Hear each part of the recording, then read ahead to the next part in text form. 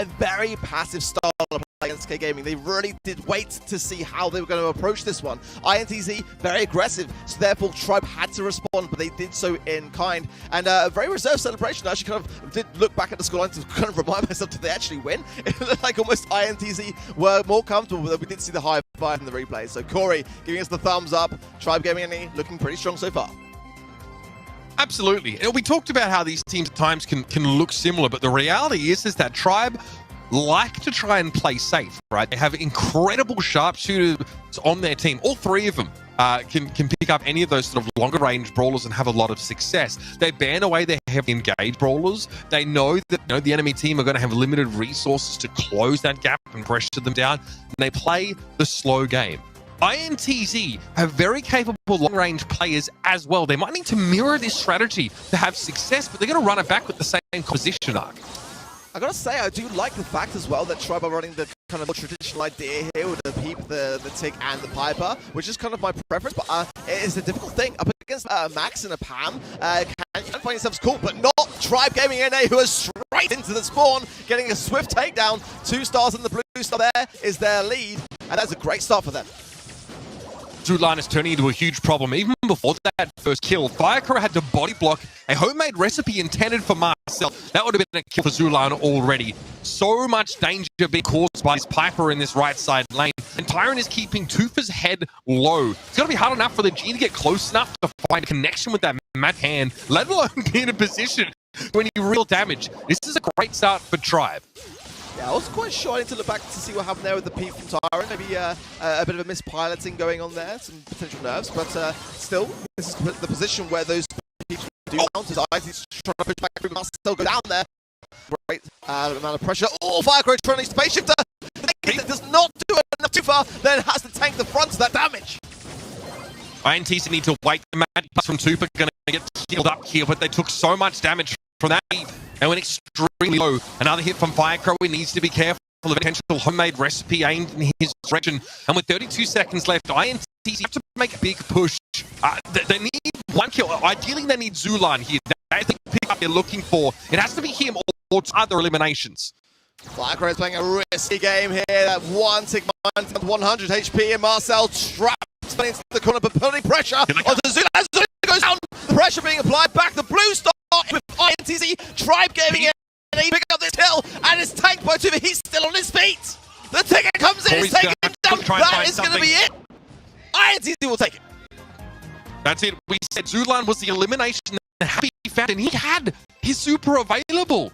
It wasn't enough to get away. INTZ closed the gap so quickly, and that's the danger of going up against the Max. You don't know when the enemy team's going to run right up on you. That great around it. This time, INTZ showing patience, even though they started behind the 8 ball. Yeah, in Shooting Star, you've got to be so composed under that pressure, and it's an early pressure being applied by Tribe Gaming. INTZ were able to hold on, and they've located their target.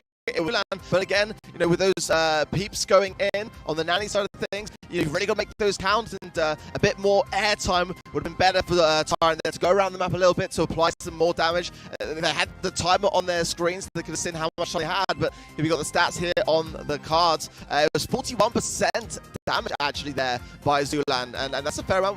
Should expect to see from the Piper, 27 for Corey, but again, that is the area spread. But look at Tufa. That's the stat that's putting out for me. 63% on the Gene. Yeah, huge amount of damage. Obviously, alongside of Pam, who's not going to be able to do too much until she gets close.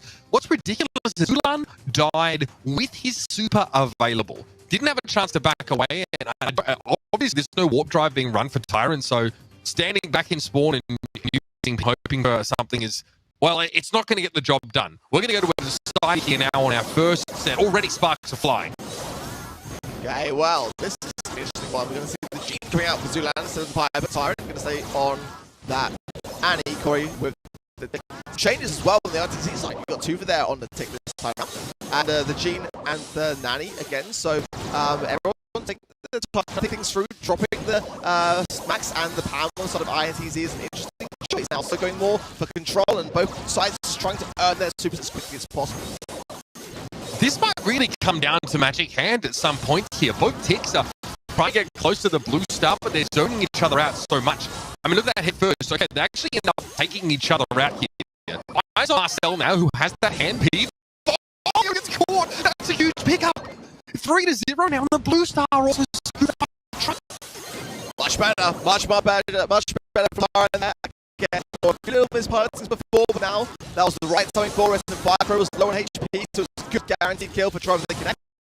Blue Star is with them also. INTZ, though, as we saw in the previous game, do like to wait their moments out, but another peak comes nicely. Return to center, put it back over to Firecrow. So low on HP, but he's away from the opposition to be able to heal up. Yeah, a bit of RTS tennis there, and Firecrow comes back in there. Same to be said for Marcel. Get in the minefield here, and it's now going from bad to worse for INTZ. A couple of mistakes are really starting to come from here. Zula with the spooky ghost gadget, a bit of damage, but no kill. It's Marcel with the magic hand. That's going to be the ticket here for INTZ. The people searching opponents down still lead for Tribe, though. Pulls to that disaster, but not. I think they still got the lead. It's Marcel there. Is right, see the Christian in this corner hard. Firecrow though goes down. Final point to Marcel. And Tribe will take the first set. Unbelievable stuff. Fantastic show from both sides here. It was really close to the end with a bonus kill from Vengeful Spirits as well, by the way. It's ridiculous. You rarely see so little damage. And again, still some bleary-eyed in the studio, but you got to say some great Tribe here in that first set. These two teams, they're in mind. That is Tribe's best map type. And see, and then with them on their best. That needs to be quite the series arc. Yeah, I think Tribe has a 77% win rate in Bounty. They've won 20 games, they've lost 6. They've step as well. Again, I think we were able to stay so composed. I think it's great to come back, and the cold game, I didn't necessarily mind. I didn't quite get the timings on that final push correct. There was a pretty decent amount of time to get to swing the game in their favour, but it wasn't quite enough for them. They lost layer to just a fantastic pick to Star, and I think Marcel got caught in the middle of core minefield at some star. It's really going to cost you when you're so close in both stars. It's time to move on, though. It's time for some hustle. Wow. Again, this will be an interesting one.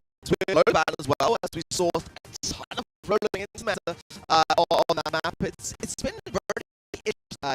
Out the buzz as well. Not necessarily be showing their faces too much, but I think we're going to see kind of a bit more of what we'd expect to see prior to Loader coming into the match. So I think that's probably some part of it would be a good shout for me.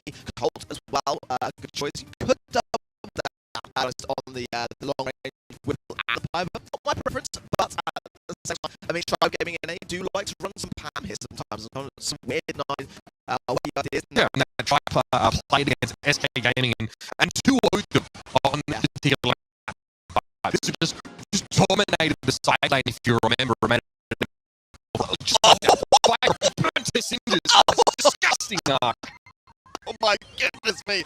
Zula was patient with that super, holding on to it and line up a team wide, but Tribe getting an air super left side. Sometimes again, a good defense is a strong offense. Zula over the angle there too, but not trying to the right side as well to myself. INTZ are dropping like.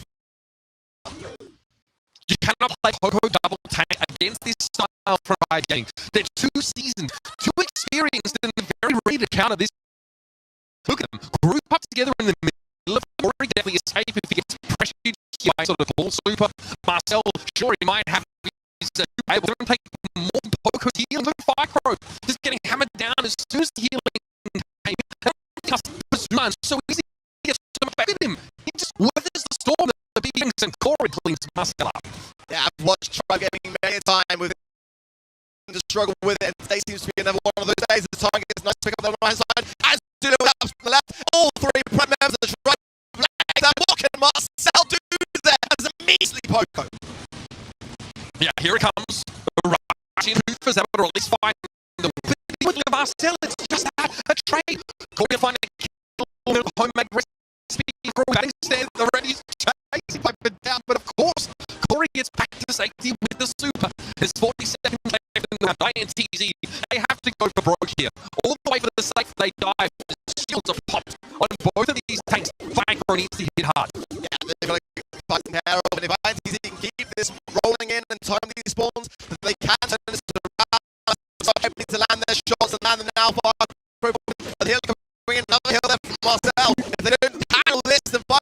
It's the base race of Coreal defense. INTZ are raining damage down. The gap is facing you. Yeah, it's gonna be tough. Black Crow flip 2 for setting the extra damage. INTZ, unreal. They've done it. The clutch on Fire Crow. That was unbelievable BB play.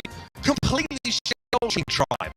I can't believe it. I can't believe it. INTZ coming back with the flare, the fire, celebrating on the stage, and rightly so. Everyone in the Brawl house can see as well as I can what that was, because honestly, Tribe looks so composed dealing with it, but INTZ just now cracks, tighten the screws around things. Yeah, Secro here coming forward, right? Marcel keeps him topped up. He one hit here, gets to be healing, spitball for second elimination. And look at this. I mean, the other player from Tribe is just too far away. But still, there's this Storm. Tyron can't connect a full salvo. Macro knows that he can mic some balls. Tufa has done great carrying the safe. Unreal performance here from INTZ. It required every shot landing towards the end. I was going to be struggling there a little bit. And you could smell they had the turnaround inside to some shoots, and the cold defense is top things we have to take care of. So INTZ now giving Tribe something to think about for sure. Yeah, that's a tilter. You know, we saw that's what the Tribe want to play. They might switch like a Colonel Ruffs, like they have to deal with more sharpshooters, but this is generally what they want to do on a map like this. INTZ, there's some from the they realize that they can force